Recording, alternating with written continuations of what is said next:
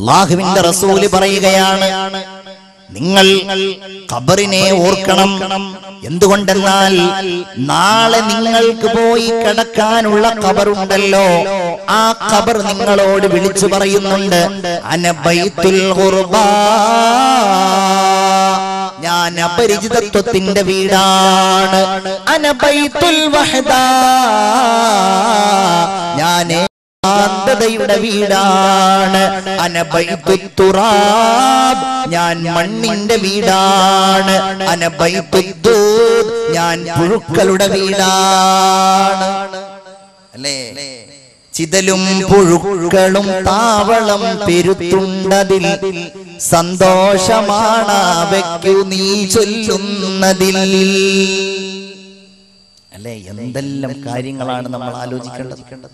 നമ്മളിങ്ങനെ സന്തോഷത്തില് സമാധാനത്തില് വളരെ ആഹ്ലാദഭരിതരായി ജീവിക്കുമ്പോ എന്റെ പ്രിയപ്പെട്ടവരെ, അടുത്ത നിമിഷം നമ്മുടെ കാൽപാദം വെക്കാനുള്ള ഖബർ എന്ന കുഴിയെ കുറിച്ച് നമ്മൾ ഓർക്കണം. എത്ര സുന്ദരിയാണെങ്കിലും, എത്ര ആരോഗ്യമുള്ളവളാണെങ്കിലും അവനാണെങ്കിലും, ഹാ പുഷ്പമേ അധിക തുംഗപദത്തിലെത്ര ശോഭിച്ചിരുന്നിതൊരു രാജ്ഞി കണക്കയെ നീ, ശ്രീഭൂവിലസ്ഥിര അസംശയമിന്നു നിന്റെ യാഭൂതിയെങ്ങു പുനരെങ്ങു കിടപ്പിതോർത്താൽ. കുമാരനാശാന്റെ ഒരു കവിതയാണ്. പ്രശോഭിച്ചു നിന്നിരുന്ന ഒരു റോസാപ്പൂ കൊഴിഞ്ഞ് താഴേക്ക് വീണപ്പോ കുമാരനാശാൻ വീണ പൂവിനെ നോക്കി പാടുന്ന കാര്യമാണ്, ഹാ പുഷ്പമേ പൂവേ നീ എത്ര ഉന്നതമായ സ്ഥലത്ത് നിന്ന് ശോഭിച്ചിരുന്ന പൂവായിരുന്നു, ഇന്ന് നീ മണ്ണ് കിടക്കുകയാണ്. കണ്ണേ മടങ്ങുക, കരിഞ്ഞു മലിഞ്ഞു കരിഞ്ഞു മലിഞ്ഞു മാശു മണ്ണാകും ഈ മലർ. ഈ മലരിന്, ഈ പൂവിന് കരിഞ്ഞ് മണ്ണോട് ചേരും എന്നാണ് കുമാരനാശാൻ പറഞ്ഞത്. അപ്പൊ നമ്മളൊക്കെ വളരെ ഗൗരവപൂർവം അതിനെ സംബന്ധിച്ച് ആലോചിക്കുക. ഖബറിന്റെ ഉള്ളിൽ ഒരു മനുഷ്യൻ വെക്കപ്പെട്ട് കഴിഞ്ഞാൽ അവൻ സത്യവിശ്വാസിയാണെങ്കിൽ അവന്റെ കണ്ണെത്താ ദൂരത്തോളം ആ ഖബർ അവന് വിശാലമാക്കപ്പെടുമെന്ന് മുഹമ്മദ് മുസ്തഫ സല്ലല്ലാഹു അലൈഹി വസല്ലം. ഖബർ അവന് വിശാലമാക്കപ്പെടും. അവനോട് പറയപ്പെടുന്നതാണ്, നം കനൗമത്തിൽ അറൂസ്, ഒരു പുതുമണവാളൻ ഉറങ്ങുന്ന സുഖം അനുഭവിച്ചുകൊണ്ട് നീ ഉറങ്ങണമെന്ന് വിശ്വാസിയായ ഒരു മനുഷ്യനോട് ഖബറിൽ വെച്ച് പറയപ്പെടുമെന്ന് മുഹമ്മദ് മുസ്തഫ സല്ലല്ലാഹു അലൈഹി വസല്ലം. അവൻ ഖബറിൽ വെക്കപ്പെട്ട് കഴിഞ്ഞാൽ ഹബീബായ റസൂലുള്ളാഹി സ്വല്ലല്ലാഹു അലൈഹി വസല്ലമ തങ്ങൾ പറയുന്നു, ജാഅത്തിസ് സ്വലാത്ത്, അവന്റെ ഒരു ഭാഗത്തുകൂടെ അവന്റെ നിസ്കാരങ്ങൾ വരികയാണ്, മറ്റൊരു ഭാഗത്തുകൂടെ അവന്റെ നോമ്പുകൾ വരികയാണ്, മറ്റൊരു ഭാഗത്തുകൂടെ അവന്റെ സൽക്കർമ്മങ്ങൾ വരികയാണ്. ഒരു ഹദീസിൽ കാണാം, യഅതീഹി റജുലുൻ ശാബുൻ ശാഹിബുൽ ലൗൻ, നല്ല നിറമുള്ള സുഗന്ധപൂരിതനായ ആരോഗ്യമുള്ള ഒരു ചെറുപ്പക്കാരൻ അവന്റെ അടുക്കലേക്ക് വരും. വന്നിട്ട് ഈ ഖബറിൽ കിടക്കുന്നയാള് അയാളോട് ചോദിക്കും, മൻ അന്താ, നീ ആരാണ്? വന്നയാള് പറയും, അമാ തഅരിഫുനി, എന്നെ നീ അറിയില്ലേ? അനൽ ഖുർആനുല്ലദീ അസ്ഹർത ലൈലക, രാത്രി ഉറക്കമൊഴിച്ച് നീ ഓതാറുണ്ടായിരുന്നല്ലോ ഖുർആൻ, ആ ഖുർആനാണ് ഞാനെന്ന് ഈ വന്ന മനുഷ്യൻ മറുപടി പറയും. നോക്ക്, നിങ്ങൾക്ക് എന്തൊരു സന്തോഷായിരിക്കും.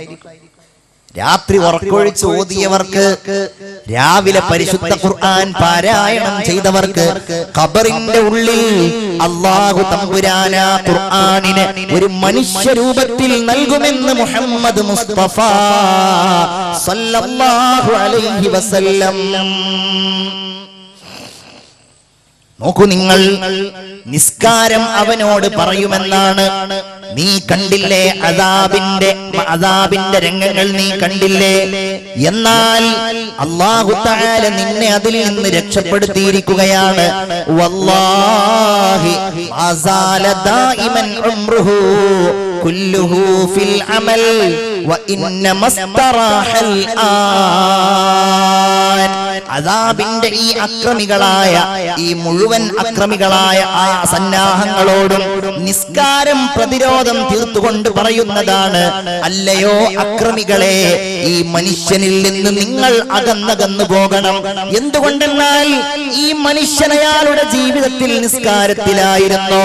രാത്രി ഈ മനുഷ്യൻ മഗ്രിബ് നിസ്കരിക്കും, സുന്നത്തുകൾ നിസ്കരിക്കും, ഇശാഉകൾ നിസ്കരിക്കും, സുന്നത്തുകൾ നിസ്കരിക്കും, ഉറക്കിനിടയിൽ എഴുന്നേറ്റ് തഹജ്ജുദ് നിസ്കരിക്കും, സുബ്ഹിയുടെ മുൻപുള്ള സുന്നത്ത് നിസ്കരിക്കും, സുബ്ഹി നിസ്കരിക്കും. ഇങ്ങനെ നിസ്കാരത്തിലായിരുന്നു ഈ മനുഷ്യൻ.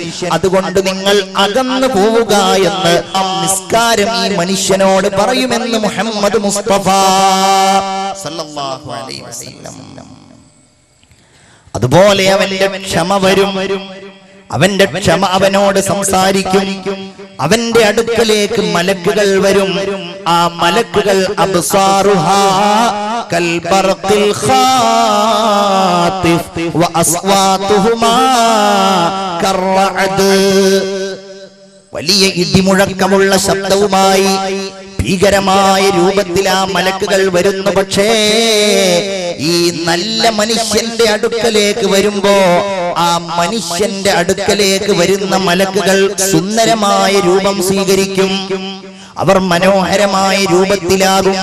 ഖബറിന്റെ ഉള്ളിൽ കിടക്കുന്നയാളുടെ ബേജാറ് പ്രിയപ്പെട്ടവരെ നമ്മൾ ഓർക്കണം. ഇന്നൽ മയ്യിത്ത യഖഉദു വഹുവ യസ്മഉ ഖത്വ മശ്ഇ. അവൻ അവന്റെ അടുക്കൽ നിന്ന്, അവന്റെ ഖബറിന്റെ അരികിൽ നിന്ന് നടന്നു പോകുന്ന ആളുകളുടെ കാൽപാദത്തിന്റെ ശബ്ദം പോലും അവൻ കേൾക്കാൻ കഴിയും. ആ സമയത്താണ് മലക്കുകൾ ഇവന്റെ അടുക്കലേക്ക് വരുന്നത്. ഇവന്റെ അടുക്കലേക്ക് മലക്കുകൾ വന്നിട്ട് ഇവനോട് ചോദിക്കുന്നു, മൻ റബ്ബുക. ഞാനതൊന്നും വിശദീകരിക്കുന്നില്ല, നമ്മൾ സാധാരണ കേൾക്കുന്ന കാര്യങ്ങളാണ്. നിന്റെ റബ്ബാരാണ്, നിന്റെ ദീനേതാണ്, നിന്റെ നബി ഏതാണ്, അതുപോലെയുള്ള ചോദ്യങ്ങൾ ചോദിക്കുമ്പോ നല്ലവനാണെങ്കിൽ ഇവൻ പറയുന്നു അല്ലാഹു റബ്ബി. കാരണം ഇവൻ നിസ്കരിച്ചിട്ടുണ്ടായിരുന്നു, ഇവൻ ഇബാദത്ത് ചെയ്തിട്ടുണ്ടായിരുന്നു, ഇവൻ സൽക്കർമ്മങ്ങൾ ചെയ്തിട്ടുണ്ടായിരുന്നു. അതുകൊണ്ട് ഇവൻ ഇത് പറയുവാൻ കഴിയുന്നതാണ്.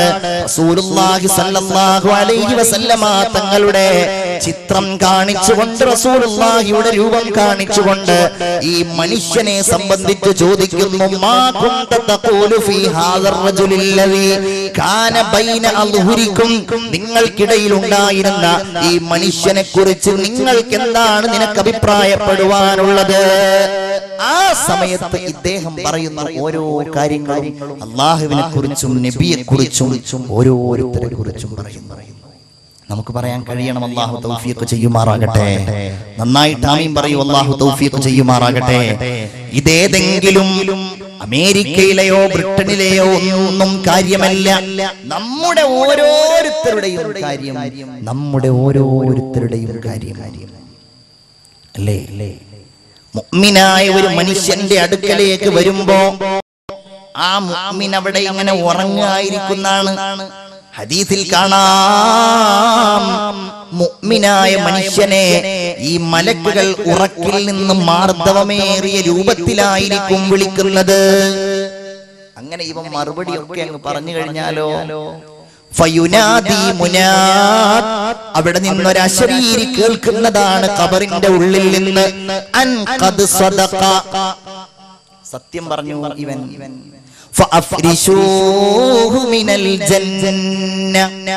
അവന് സ്വർഗത്തിലുള്ള വിരിപ്പുകൾ വിരിച്ചു കൊടുക്കൂ.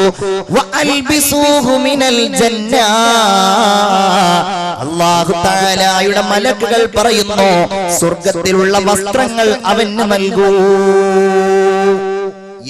എന്ന് അവന് വേണ്ടി പറയപ്പെടുമെന്ന് ഹബീബായ മുഹമ്മദുർ റസൂലുള്ളാഹി സ്വല്ലല്ലാഹു അലൈഹി വസല്ലം. അവന്റെ അടുക്കൽ ഞാൻ നേരത്തെ പറഞ്ഞതുപോലെ നിസ്കാരം അവന്റെ തലയുടെ ഭാഗത്തും, അവന്റെ സ്വതക്കകൾ അവന്റെ വലതുഭാഗത്തും, അവന്റെ നോമ്പ് അവന്റെ ഹൃദയത്തിന്റെ ഭാഗത്തും വന്നുകൊണ്ട് ഇവനെ ഇങ്ങനെ സമാധാനിപ്പിക്കുമെന്ന് ഹബീബായ അഷ്റഫുൽ ഖൽഖ് ത്വഹാ മുഹമ്മദ് മുസ്തഫ സല്ലല്ലാഹു അലൈഹി വസല്ലമ തങ്ങൾ പറയുന്നു, എന്റെ പ്രിയപ്പെട്ടവരെ, നമ്മുടെ പള്ളിക്കാടുകളിൽ നമ്മളാരും പുറത്ത് കേൾക്കുന്നില്ലല്ലോ, നമ്മളാരും കാണുന്നില്ലല്ലോ, അറിയുന്നില്ലല്ലോ എന്ന് കരുതി നമ്മളാരും അതിനെ കളവാക്കാൻ പോകരുത്. അതിന്റെ ഉള്ളിൽ നടക്കുന്നുണ്ടാകും, നമുക്ക് നടക്കും, നാളെ നമ്മളത് അനുഭവിക്കുക തന്നെ ചെയ്യും. അക്കാണും പള്ളിക്കാട്ടിൽ ഒരു നാളിൽ നമ്മൾ പോണ്ടേ, എന്നാണെന്നറിയില്ലേലും എന്തായാലും നമ്മൾ പോണ്ടേ. വല്ലാത്ത വരികളാണ്. അവിടുന്നായിരിക്കും ഈ ചോദ്യങ്ങൾ മുഴുവൻ ഉണ്ടാവുക. മുഅ്മിനീങ്ങളെ, ഇതൊന്നും പരിചയമില്ലാത്തവനാണെങ്കിൽ അവൻ പറയുന്നു ലാ അദ്രി. ഓരോ ചോദ്യത്തിനും അവൻ പറയുന്നത് എനിക്കറിയില്ല, അല്ലാഹ് എനിക്കറിയില്ല.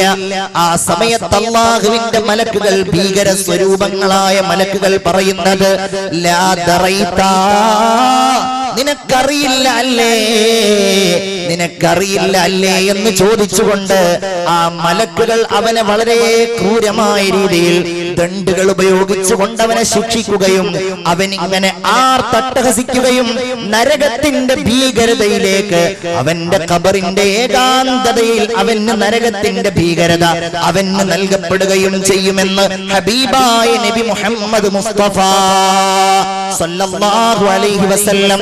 മുൻകർ നകീർ എന്ന് പറയുന്ന ആ രണ്ട് മലക്കുകൾ ഖബറിന്റെ ഉള്ളിൽ അദാബിന് വേണ്ടി, അല്ലാഹുവിന്റെ ശിക്ഷയ്ക്കും വേണ്ടി അല്ലാഹു തആല പ്രത്യേകം നിശ്ചയിച്ച മലായികത്തുകളാണ്.